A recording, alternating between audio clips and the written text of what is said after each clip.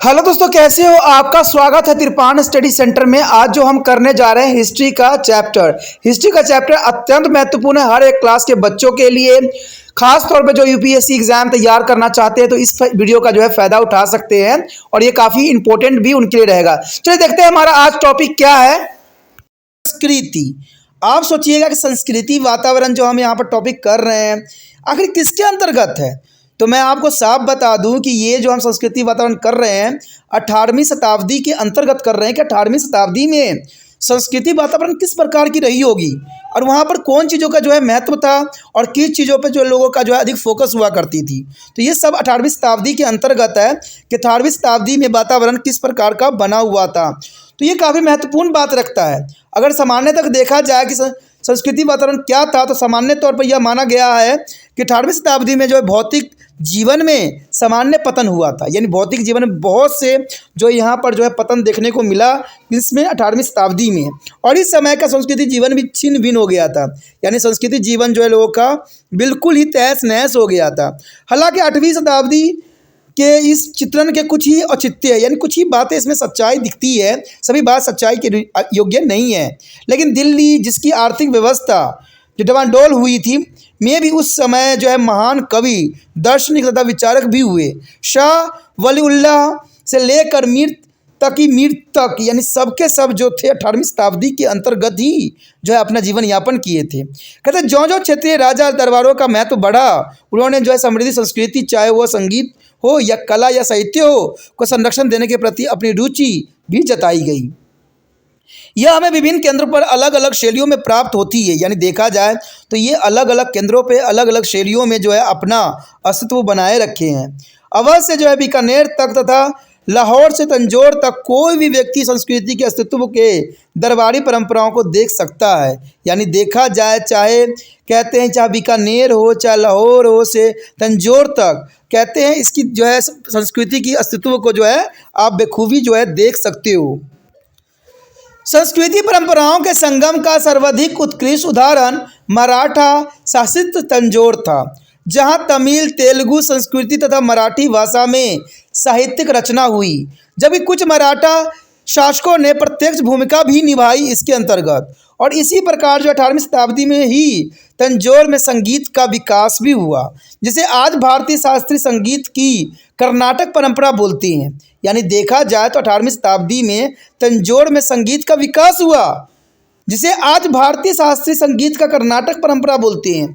यानी हुआ तंजौर में, लेकिन लोगों का विचारधारा था कि यह कर्नाटक परंपरा से जोड़ी गई, जिसे जो है त्यागराज, स्वामी दीक्षित तथा श्याम शास्त्री जैसे महान व्यक्तियों ने जो है कव लिपि लिखकर की थी। तो ये इनकी महानता को जो है नकारा नहीं जा सकता और ये इन्होंने काफ़ी महत्वपूर्ण यहाँ पर योगदान दिया। अंत में इस युग में जो है तंजौर ने चित्रकला की भी कुछ विशिष्ट शैलियों का विकास इसी के अंतर्गत भी हुआ और इससे उत्तर के जो है कपड़े रंगने की पुराने परंपराओं के साथ जो है इसको मिश्रित कर दिया गया। देखिए उत्तर में जो कपड़ा रंगने की शैली थी इस परंपरा के साथ जो है इसको मिक्स कर दिया गया। यह सौंदर्य केवल शुद्ध रूप से जो है श्रेष्ठ संस्कृति तक ही सीमित नहीं रहा। यदि शुरुआत करें तो संगीत तथा रंगमंच की परंपराएं तथा इस काल के साहित्य के विभिन्न रूप जो है विद्याओं को लोक प्रभाव के साथ जो है सम्मिलित भी किया गया। इसी समय लोकप्रिय हिंदू तथा मुसलमानों ने तीर्थ यात्रा तथा लाहौर से संबंधी कई सांस्कृतिक कड़ियों को भी शुरुआत की। पहले की शताब्दियों में लंबी दूरी की तीर्थ यात्रा वाराणसी के मुख्य केंद्र से जो है रामेश्वरम तक बढ़ी और उत्तर जो है मुगल काल में किराए के सैनिक ले जाना तथा लिपु का जो अधिकारियों को दूसरे स्थान से लाना एक आम बात हो चली थी। तो ये काफ़ी महत्व की बात यहाँ दर्शाती है कि तीर्थ यात्रा वाराणसी के मुख्य केंद्र से रामेश्वरम तक बढ़ती थी और उत्तर मुगल काल में किराए के सैनिक ले जाना और लिपि अधिकारी को दूर स्थान लाना एक आम सी बात बन गई थी। उदाहरण के लिए 18वीं शताब्दी में हैदराबाद में उत्तर भारत में बड़ी संख्या में जो है कायस्थ राजतंत्र में नियुक्त किए गए। तो जो काफ़ी उदाहरण बहुत महत्वपूर्ण है कि हैदराबाद में उत्तर भारत की बड़ी संख्या में जो है कायस्थ राजतंत्र की नियुक्ति हुई। मैसूर में जो है 1720 में वित्तीय कार्यालय जो है महाराष्ट्र के ब्राह्मणों को सौंप दिया गया और प्रतीत होता है कि संगीतीय लेखकों तथा कलाकारों की गतिशीलता भी इसी समय के दौरान काफ़ी प्रचलित हो गई थी।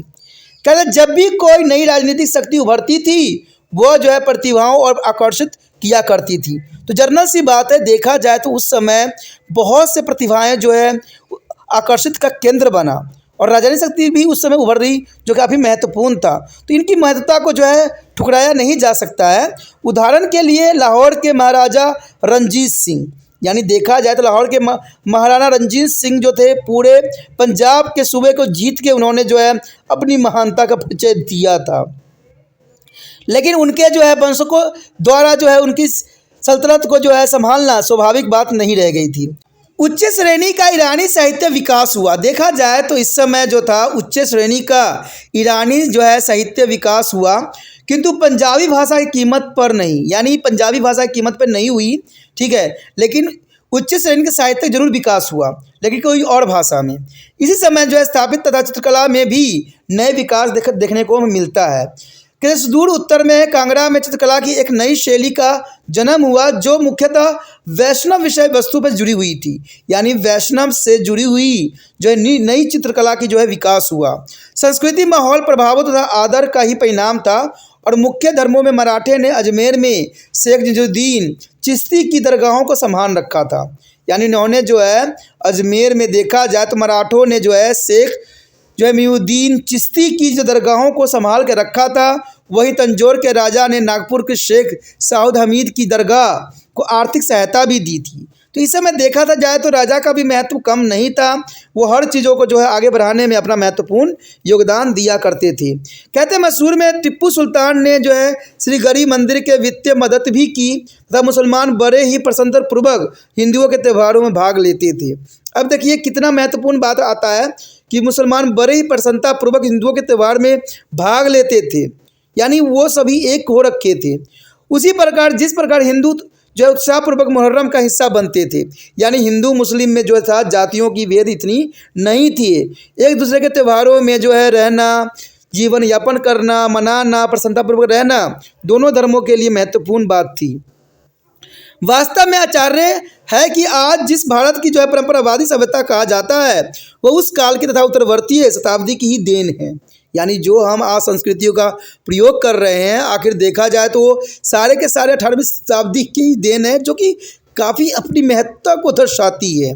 और ये काफ़ी महत्वपूर्ण भी है कि उस समय जो हुआ करते थे हिंदू मुस्लिम एक हुआ करते थे और एक दूसरे के त्योहारों में जो है प्रसन्नतापूर्वक भाग लिया करते थे और अपना कर्म किया करते थे। तो इससे पता लगता है कि उनमें कितनी जो है एकता की भावना हुआ करती थी और कितना प्रेम हुआ करता था। आज की तरह नहीं, जो छोटी छोटी बातों पे जो है सांप्रदायिक दंगा फसाद होने लग जाता है, जो कि बहुत बड़ी विडंबना है और बहुत बड़ी जो है हमारे देश में मानवता के लिए खतरा का सबसे बड़ा सबब बन गया है। तो इससे हमें पुराने समय से कुछ सीखने की आवश्यकता है, जानने की आवश्यकता